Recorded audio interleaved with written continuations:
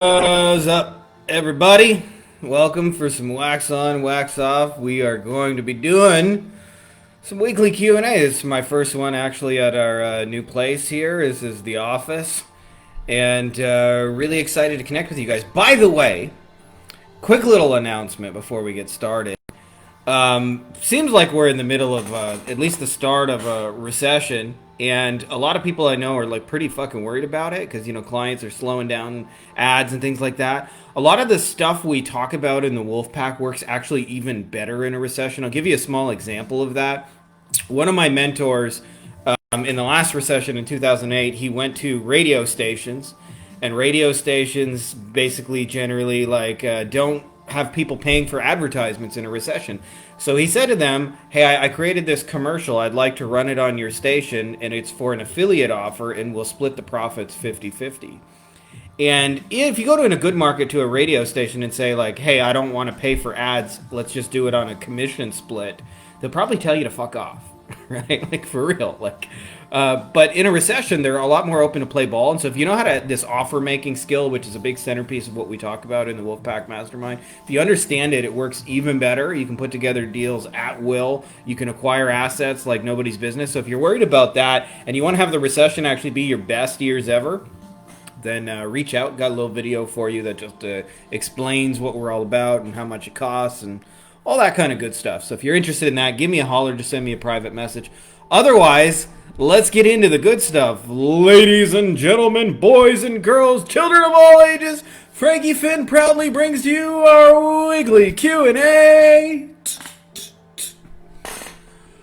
All right, first up, we got Matthew. Matthew says, one thing I've always struggled with is locking down a niche. I've worked with so many different types of businesses over the years, I find it hard to really narrow down, but I know I need to. What's your niche? How's it working out for you? Matthew, here's the deal with picking a niche, okay? You'll know you've done this right when you sign a client and you are 90% finished the job before you even get the client signed up. Right, so like for example, like if I have a thing I'm running for lawyers, which we did for a lot of years for motorcycle cases, when I get a second lawyer for motorcycle cases, like let's say I provide a custom solution for one and I help them generate motorcycle cases.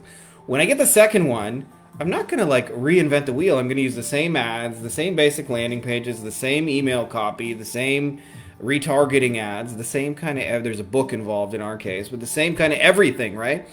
When you do it the way it sounds like you're doing, where you get a business owner here and a business owner there, you invent everything custom, and therefore you have to reinvent the wheel with each successive client. So that's the main reason to pick a niche. So having said that, this is the honest to God's truth, is that any niche is better than no niche. The other reason to pick a niche is it'll make your sales message have more power, because every niche has like specific terminology. Like for example, if we're talking about a CTR or a click-through rate, like, we probably know what each other are talking about, but I'll tell you, if my mom's at the dinner table with us and we're talking about click-through rates and optimization and things like that and landing pages, she's going to be like, oh, what the fuck are these people talking about? So the other thing it helps you do is, like, narrow down the language. Like, I saw somebody running an ad that said for dentists, I can help you get more clients. Well, dentists don't call their clients clients. They call them patients, right? What's up, Matt?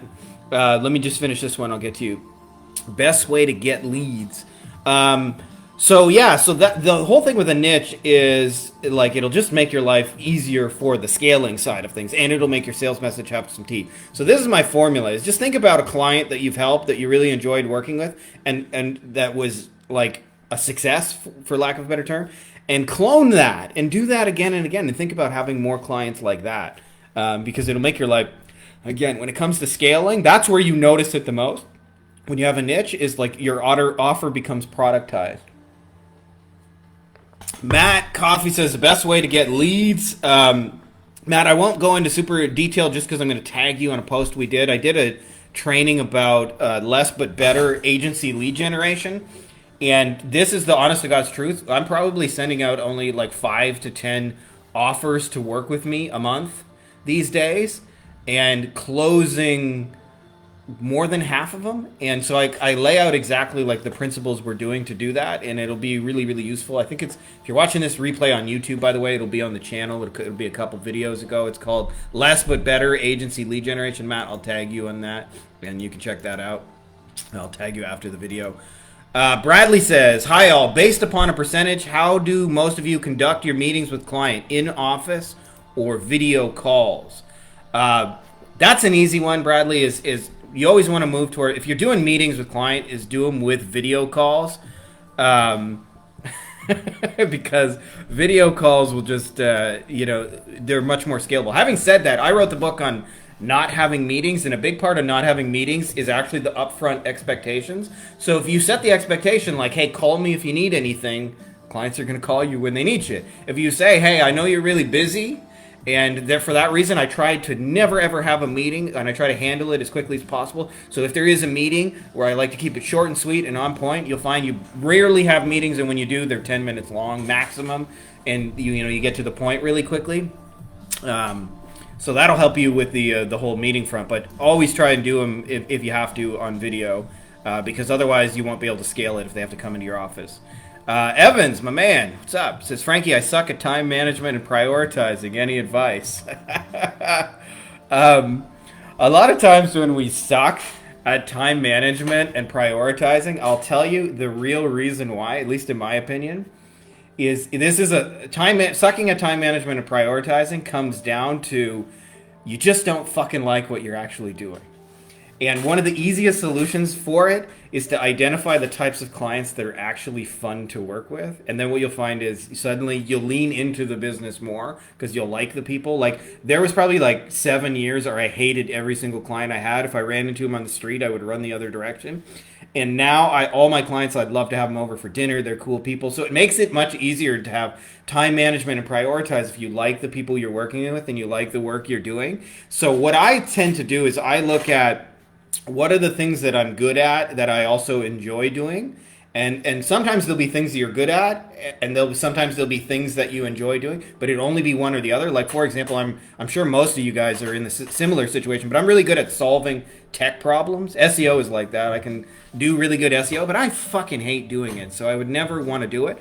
But if you look at where those two things overlap, where the things you're really good at and the things that are really fun for you, and spend more time doing that, you'll find that your time management and your prioritization just comes out of that. Having said that, in the beginning, the biggest thing people have to do is just get in front of clients and make them offers. And so anything else other than that is not correctly prioritizing time. So if it's one of those things, if you don't enjoy doing that, find somebody who will do that on commission, or figure out how to do less but better. That's how we do it. Is like, I don't want to do thousands of prospecting. I just want to talk to 5 people and sign 3 clients. So that helps me to like kind of do it in an easier way. I'll tag you too as well, Evans. I think you might have seen that training. I believe I saw your comment on it, but not 100% sure. Shannon says, when targeting a new audience, can you go straight in with the offer and price, or do you need to educate/give value first via Facebook ads? We are just starting out, so haven't had any social presence or website yet. Shannon, I'll tell you, this is my formula. I'm not saying this is the way to do it. I always like to put the asterisks on it. There are a million ways to be successful, so I don't want to tell you like this is the way and it's written in stone.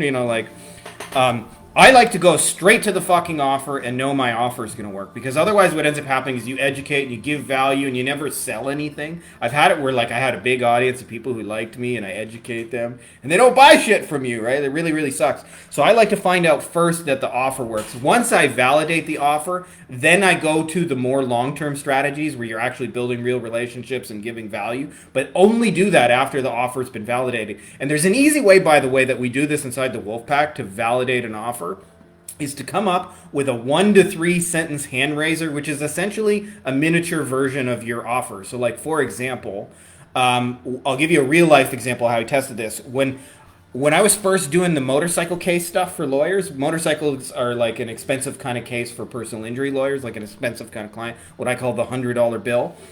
I went into a few groups of injury lawyers and I said, here, is anybody here interested in getting more motorcycle cases? Right? It's only 1 sentence. And people said, me. And then I knew there was need for the offer. Had I posted that and nobody raised their hand, it would have told me nobody was interested. So I like to test very small, knowing that my offer is going to work. Because otherwise what ends up happening is people build funnels and they do all this work and they like do all this education and then they get nowhere. Like, you get to the end and nobody buys your shit. So that's no fun when that happens. Sam says, For agencies offering ad management, what's your pricing structure? Are you doing profit share or percentage of ad spend? Are you paying ad spend and charging back to clients, or just billing for management fee? Have you heard from clients on preferring a certain pricing structure?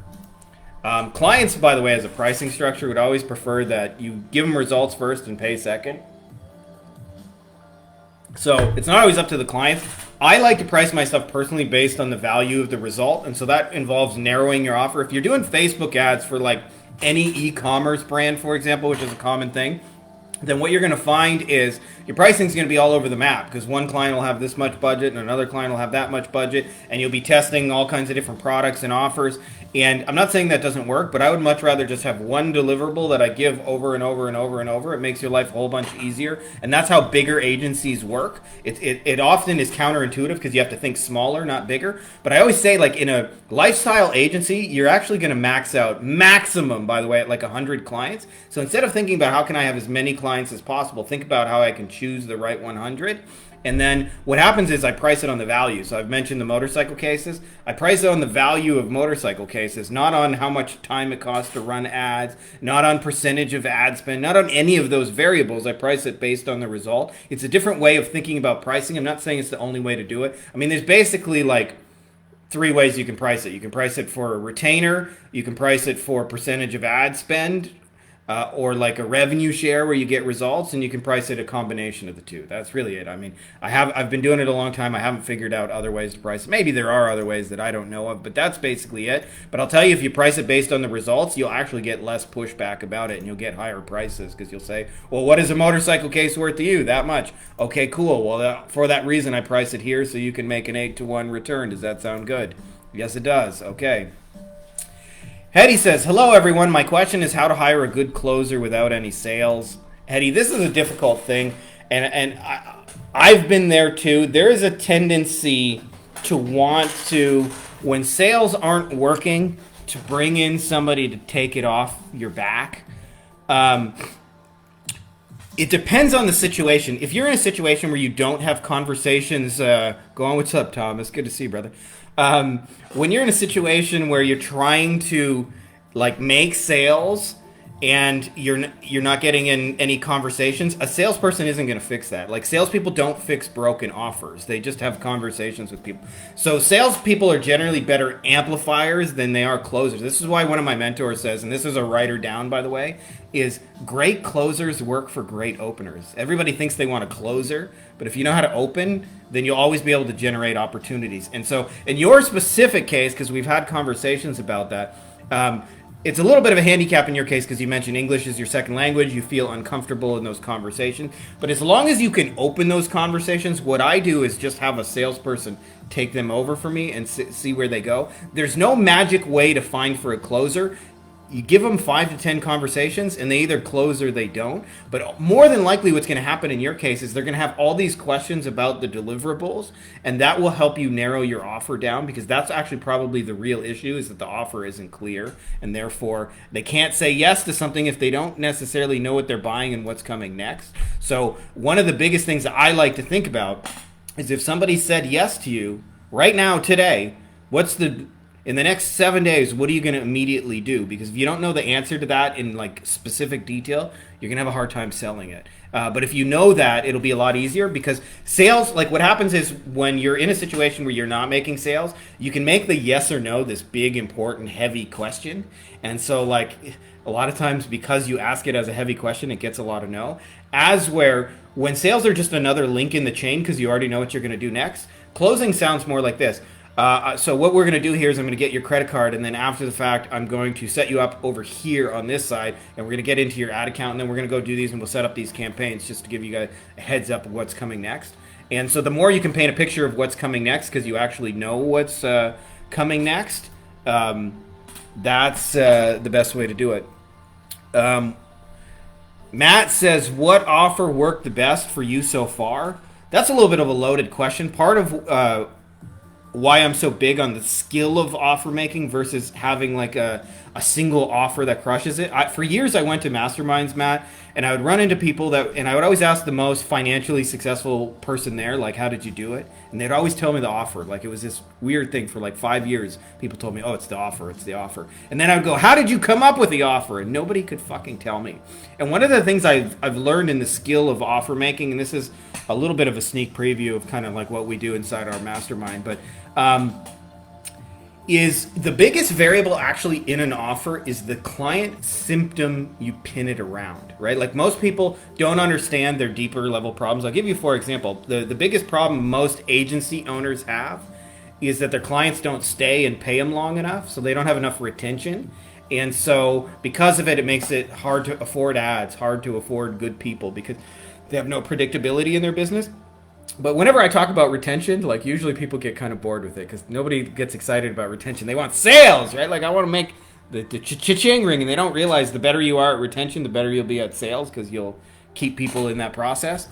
And so often what I can do is I can take the same offer and pin it around multiple symptoms. So I can have, like, for example, like a common symptom in the agency space. A lot of people say, my clients all say I have bad leads. So there's like one symptom I can pin it around. Another symptom you'll see me post about is like my Facebook ad account got shut down. That's a really like big kind of symptom.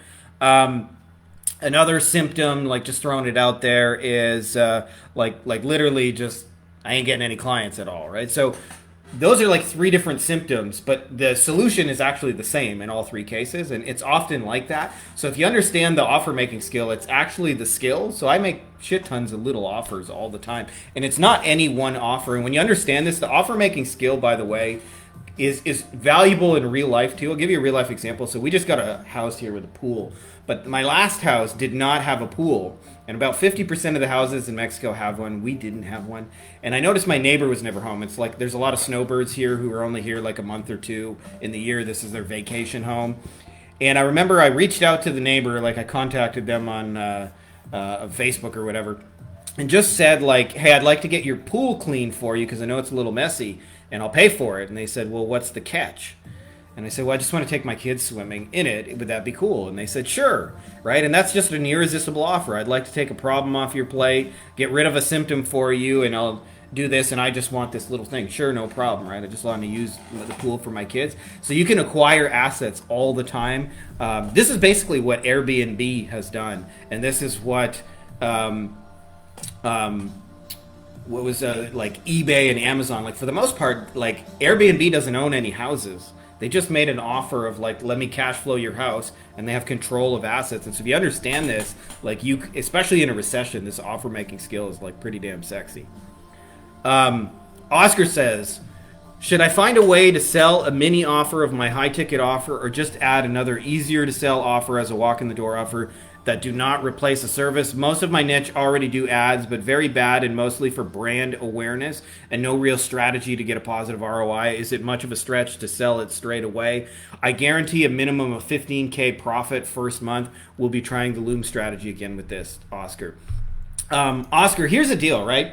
I know it sounds cool to come up with like we can guarantee you $15,000 in your first month and like those big bold promises, but I'll tell you from experience, for the most part, you're not going to be able to do that with everybody.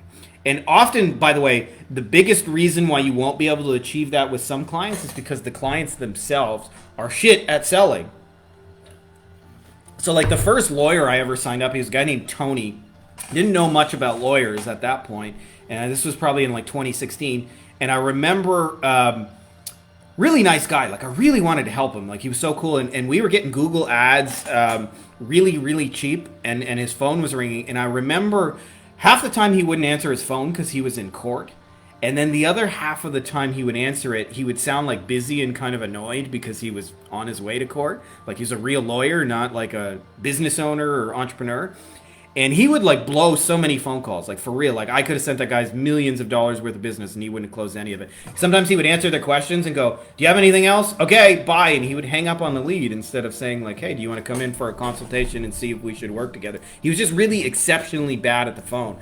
So before you get into this idea, like I can guarantee $15,000 in profit in the first month, it is better to make a small but meaningful promise. Now, having said that, your first date offer does not have to be what you're going to deliver in marriage. It can be, right? Like if you're selling SEO, it makes sense to sell a small version of SEO. So what I would probably do in your case, if it sounds like your solution involves paid ads, is just think about a single campaign that you could run for like 4 to 7 days that would move the needle in a small but meaningful way. So like I think in your case you mentioned they're like power sports dealers. So like, hey, let me show you a campaign that'll get you some inquiries on, you know, this one particular item you're trying to sell, which might be, you know, a four-wheeler or a boat. I don't know what power sports dealers have, but you know that better than I would. And the reason why you want to do this is you're testing the client for two things. One is, are they going to be cool to work with? And two is like, are you going to actually be able to help them? And I guess number three is you want to see if there's any like red flags. Like, are they going to not pay you on time? Are they going to be difficult to work with? Are they going to have a bad attitude? I know it sounds really cool to want to jump into marriage. Like, I'm going to get you 15K profit a month. But I'll tell you, there's a lot of bad fucking clients out there. I found in my experience, if you work with 10 clients, one of them is just going to be a bad client. One of them will be a good client, and 8 of them will go the direction of how that relationship is set up to run. And so you can influence a great deal of the on the fence ones. But 1 out of 10 of them are just going to be bad fucking clients. And if you get into marriage with a bad client, you're going to stress the fuck out. It's much better just to have a first date, feel them out. I have clients that I intend to marry from the first day, and I still give them a first date first because I want to feel them out and see, are they going to pay on time? Are they going to be cool? Are they going to be as easy to help as I think they are? And the reason to do that is all of that. So before you jump into bed and want to marry strangers, just, yes, come up with a small version. Whether it's the same thing you sell or not, it is irrelevant. It's just about getting them a small but meaningful result. It sounds like in your case, like narrow it down to one campaign. So I'll give you a real life example of this in another niche so you can wrap your head around it. One of our guys in our mastermind does a ton of shit for restaurants. He helps them SEO. He helps make their phone ring. He runs campaigns for them. There's a lot of different things he can do for restaurants, right? So like to help them generate business. His foot in the door offer is like, hey, I have a birthday party campaign. At least 1 out of 12 people on your list are having their birthday this month. We mail out an offer to invite them for like a free birthday to appetizer or dessert. I forget what it is. But they get people to come in the door. And now birthday parties, are they usually bigger spends or smaller? Do people come alone for a birthday?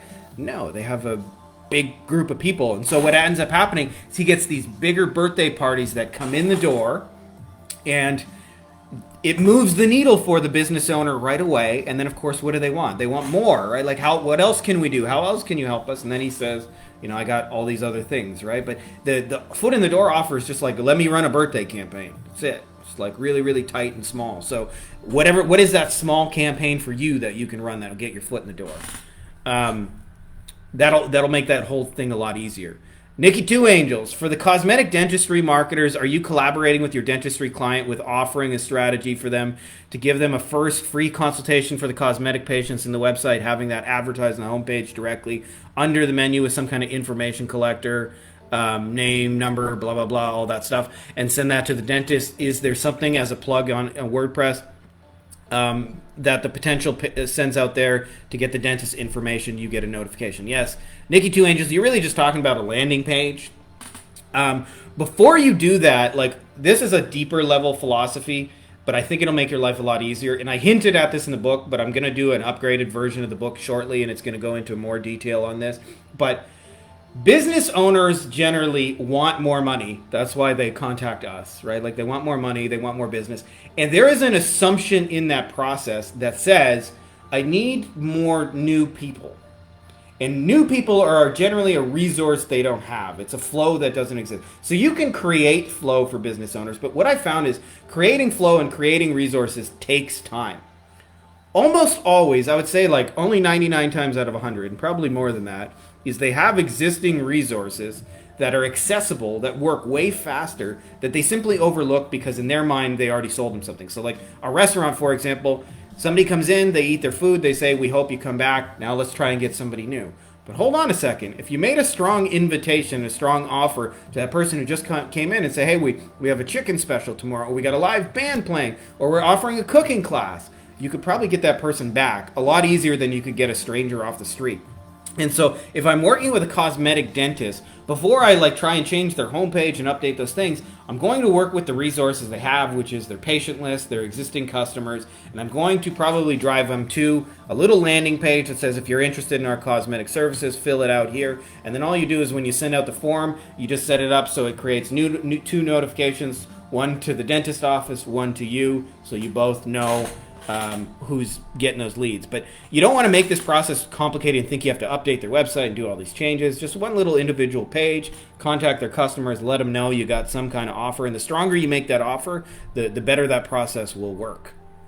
Dragon says, guys, do you use guarantees? And if yes, can you please share some ideas? Dragon, I'll make this real simple on you. I've done a lot of testing with guarantees. The first kind of default guarantee a lot of people go to is the money back guarantee. And I'm not saying there's anything wrong with money back guarantees, but I think they're really good for low ticket items where you're selling like, a $7 pair of socks. Like, these will be a great pair of socks, and if not, get your money back. They work really well for low ticket stuff. For high ticket stuff, I think money back guarantees attract the wrong kind of people. They're people who are expecting it not to work out, and therefore like kind of bring that energy to the table. And so you'll actually have to give refunds. And so I find the best people actually just want the result. And so the best guarantee you can make is a results guarantee. So Oscar had I'll get you a 15K month, right? Like I would first date somebody before I would guarantee that. But like, let's say you're offering it as a marriage, you could say, I'll guarantee you 15K a month, or I'll work with you until I'll get you to 15K, right? That's the kind of guarantee, is I'll get you the result, or I'll work with you until we achieve that. Those kind of results work really well on high ticket stuff. So that's probably the best version of that I could give you. Josh, what are some telltale signs of a bad client? Oh, I've had many over the years, Josh. And it's all a learning experience. I'll tell you, bad clients come into 2 categories. One is attitude, and one is situation. Sometimes, by the way, situation is we're just not careful enough on screening for this. I like to look at the situation. Like, I imagine if I could only get paid after I produced a result, like what kind of client would I take on? And you'd be far more picky about situations. One of my mentors describes this as, we like to think of it sometimes as like we're a hero going to save a business, but what you actually want to do is look for clients who have the ace of spades, the king of spades, the queen of spades, and the 10 of spades. This is a poker reference, and you're just showing up with your jack of spades to complete their set, meaning they already have like 99% of the resources to succeed, and you're just kind of repackaging them in a new way. So half of it is situation. So half the time when you get a bad client, it's because the situation wasn't right. So I mentioned a client earlier. His name was Tony. The situation was bad because Tony didn't have a way of closing deals on the phone, right? So like, I could have brought Tony a gazillion fucking leads and Tony would have never closed anyone. That's just a bad situation. It's not anything against Tony. Tony was a really cool guy. We liked each other. I still like message him every now and then and just tell him I think he's cool. But the situation was never going to work out. So sometimes we don't scream hard enough on the situation. The other side of a bad client is just attitudes. And this is why I do first dates, because attitudes are a lot harder to tell. Sometimes you can tell when you're courting them in the sales process, but sometimes you can't. Like, I can remember one of my worst clients ever, and I ended up firing them, is they wrote me an email, and we hadn't responded in like 2 hours. It was a Friday at like 3 o'clock. By 5 o'clock, they wrote us an email in all capital letters. It read to me like it was the husband of the lawyer. It read to me like he was standing on his computer chair, typing in all caps, "How dare you fucking take so fucking long to respond to my message?" And I remember thinking, like, it's been 2 hours. Like, what a dick. Like, what is this great hurry? And they also, this often goes together. I'm not saying this is always the case, but he had only paid me like $1,000 at that point. They were a low value client. I didn't know how to charge what I was worth in those days. And, it was just a really difficult situation. And I worked on like basically just firing them, just like letting them go. And when you understand that, it's like all you're looking for in a first date is like good situations, good attitudes. Those 2 things are what make a good client. So what makes a bad client are bad situations and bad attitudes. And if you know that, you'll avoid a lot of the headaches that come up in an agency game, because the biggest thing that'll stress you out is just having bad clients. I know from experience, if I got 20 good clients, or if I got 20 clients, 18 good ones and 2 bad ones, like bad, whether they're a bad fit or bad attitude or whatever, when you go to sleep at night and you're on your pillow and you're thinking about your business, you're stressing about the fucking 2. And the best thing to do is just fire the 2 and only have 18 good ones. You'll grow your business so much easier. So it's a very, very important point for running a business, is having clarity about what makes a good and a bad client for you personally, which is a little bit different for everybody. Dylan says, when you get booked appointments for your agency, do you prefer to call the prospect on the phone and have a conversation there via Zoom? Obviously, Zoom is better because they're face-to-face, and it's more like they can see you and they're not multitasking. But having said that, Dylan, this depends a little bit on your niche, and I'll make it really, really simple for you. If you're in like a white-collar office-y niche, like lawyers, accountants, doctors, they're used to Zoom meetings. So it's a lot easier to get those people on Zoom. So I would always, if I'm in a white collar niche, I would always, if I'm going to do a booked appointment and I'm going to do a phone call, which we, by the way, don't do phone calls in our agency. We just make the offer really easy to say yes to. But having said that, if that's the case, like I would do Zoom. Now, having said that, if you go into a blue collar niche, if you're dealing with roofers or general contractors or cement guys, half of the time these guys don't even know how to check their fucking email. So if you're going to tell them to jump on Zoom, you're putting too many hoops and too much tech hurdles to get on a call with them. Just call those people. That's how they do business now. So it depends on your niche. White collar stuff, Zoom. Blue collar stuff, no. Or if you want to go the Wolfpack way, just make an easy to say yes to offer that can be summarized in a video or a Google document, and you send that, and you don't even need to do a phone call at all. You can just close it over chat, which we do text, email, Facebook Messenger, the whole gamut. That's more fun to me. But by all means, do what works best for you. Terry says, what's the best video recording platform to use when creating a course? Loom, Vimeo, YouTube, something else? As far as tools, that's an easy answer, Terry, which is Loom, I think, is the best tool for that.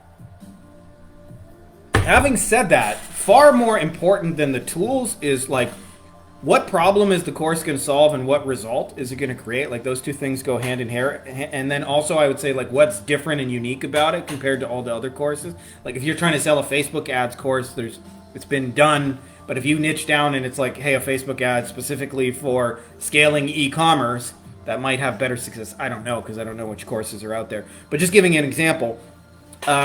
So the real key with that is it's less about like what recording tools should you do it and like what problem. I like to test, by the way, before I create a fucking second of course content, because I actually remember there were years ago I created a course. It was 40 modules. Each module is like an hour long, and I had to do editing on the modules to like edit out blips and confusing parts. And I just it was basically everything I had figured out in marketing and business in that point.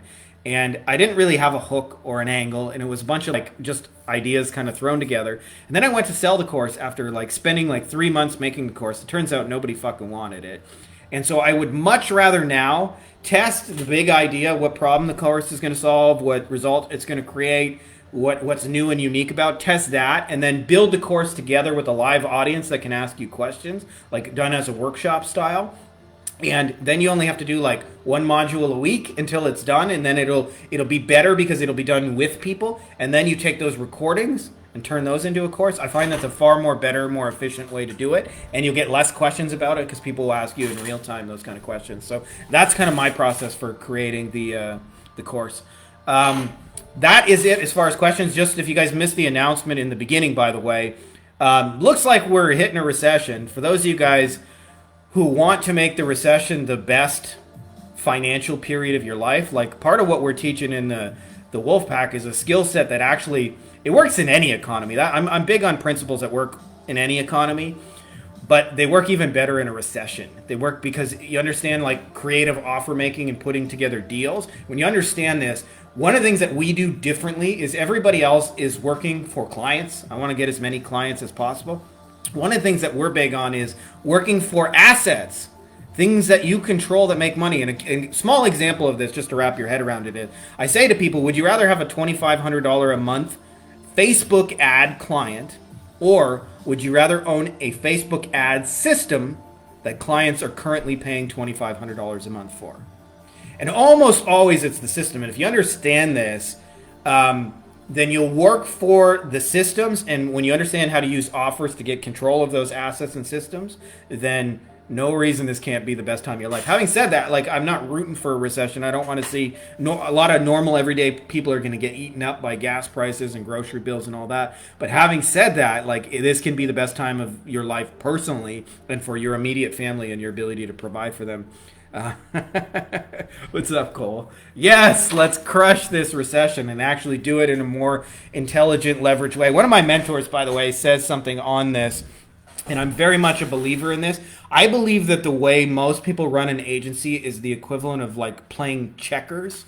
Checkers is like a relatively simple and unstrategic game. You move left, you move right. Like, I guess when you get to the end of the board, you can move backwards. But like, it's a simple game, left or right, right? And so you don't see people who have deep, deep strategies like go into checkers. And so you could take the best checkers player in the world in like a recession, metaphorically, and they probably will have a hard time because they only know how to move left or right. I see this with a lot of what I call the bro marketers who know how to sell. I know how to sell some shit, but then as soon as like hard times hit, they don't realize they haven't learned the deeper level principles, and so they struggle. Or when somebody copies their offer, they don't know how they captured lightning in a bottle, and so they can't duplicate it and repeat it.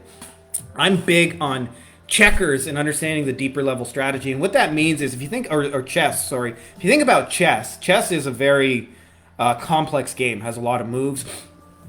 Some of the best chess players, by the way, think like sometimes like 17 moves in advance. There's supposedly a movie about Bobby Fischer, the most famous chess player, and supposedly it's based on a real thing, but he was playing another top-ranked chess player, and he said to the guy, I'm going to beat you in exactly 17 moves, but if you like, we can have a draw right now and shake hands. And the guy was like, yeah, I don't think so, buddy. And of course, 17 moves later, he pushed the guy into exactly what he wanted to do and beat him 17 moves. Now, having said that, in the agency thing, if you can just think 2-3 moves in advance, past where everyone else, this is why most people are like, why do I want to sell a first date when I could sell my marriage thing? Well, firstly, it's easier to say yes to, and then it makes your marriage almost automatic, right? So it like, you'll sell more marriages by not selling marriage in the first place, but most people can't think 2, 3, 4 moves in advance. And so when you understand this, like in a recession especially, you guys will be so set up to succeed if you understand offer making and the deeper level strategy and how to put together deals. A lot of people hate this in the agency space. I put together deals all the time where I get paid second, where I let other people get paid first, and I get all the back end gravy. And people say, well, that's too much risk for me. And if in a good economy, there's no reason to ever do that. But in a recession, it works really well. Here's the other thing about it is, if you can afford to be paid second, your slice of the pie gets infinitely bigger. If I'm like selling somebody's course and I say, pay me $100,000 up front and I'll go sell $200,000 worth of your course, they're going to say, fuck you, right? They really will. But if you say, hey, I see you got this course. I want to go and sell it for you. All I ask is for a 50% commission after you make sales. They'll say, yes, of course. And they'll go and you sell $200,000 worth, and you'll get $100,000 with no pushback, right? So if you understand this, you can create money at will in a recession, and you can do it in ways where it's not a lot of work for you guys. So if you guys are interested in that, I got a little video on the mastermind. It doesn't necessarily cover recession stuff, but let me tell you, like, we're big on principles that work in any economy, and they work even better in a recession. So if you guys want to win when everyone else is losing, give me a holler, and I'll do my best to help you guys do that. Other than that, that's all I got for you guys this week. Much love. May the force be with you. Thank you guys for awesome questions as always.